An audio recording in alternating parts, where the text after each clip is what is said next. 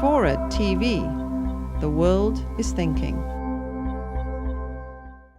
I think because we're now in the 21st century and because art emerges as change occurs, I think we're on the verge of hearing some really great new music.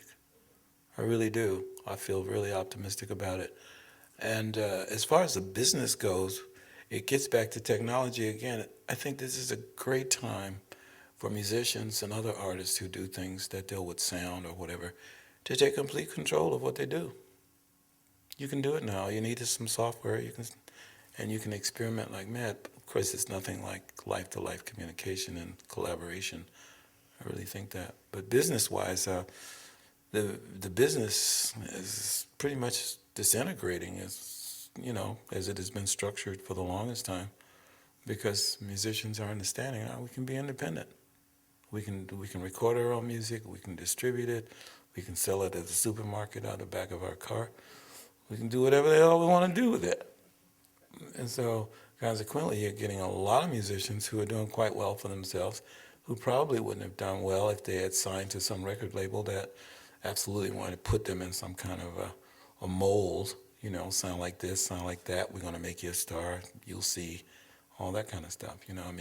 I think that the times really are going to be really reflected in the music. I hear it already in some of the young players, which is a good thing. So we did go through a period, I think, when everything sort of went retro, and a lot of young guys were kind of playing everything from the 50s. And I could never quite get with it. I said, damn, I must really be getting old. Because, my thing and my slant on it is that every generation is supposed to push it a little bit further. At least that's what we thought. I'm a flower child. So it's like, hey, let's put some edge on it. So I like it when I hear some of the young guys, they're putting some edge on it.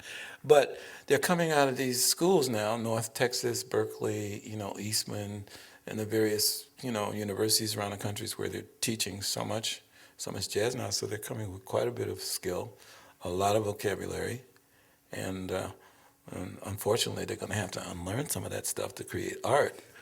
But, that's just the way it goes, because, it's still an oral tradition. And I do believe that the way you get it is by being with people who have it, and someone has to mentor you. It's a trade-off, right? I mean, academia is producing it's just pouring out young jazz musicians, right, from university programs. But the result is that we hear a lot of jazz that's pretty academic. Yeah. Well, I mean, he spent 5,500 hours, practicing on these patterns and things that you can read off of a piece of paper instead of having to listen to it and get it. There's a lot to unlearn. And you do go through a process, I believe, where you absolutely have to,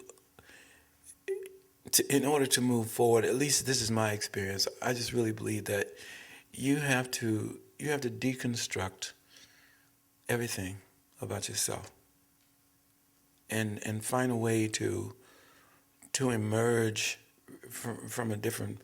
with a different perspective. There was a time when I didn't play at all. I stopped. I never thought that would happen, but I just kind of went there, and I just said, okay, wow. The economy shifted. I had some tremendous success during the 70s. Probably made more money than ever. Bought houses and cars and took care of kids and did the whole thing, But I wasn't happy with it. And when the cycle ended, that's when I decided to go back to school. And it was during that time that I really was able to forget a lot of stuff that I knew. I purposely did not practice, but I spent time looking at other things, looking at scores and listening to Aaron Copland and just anything I could get my hands on that interested me. And over time, I've been able to expand my vocabulary, I would say. So those young guys who are going through all the things right now, they're going to have to unlearn that stuff.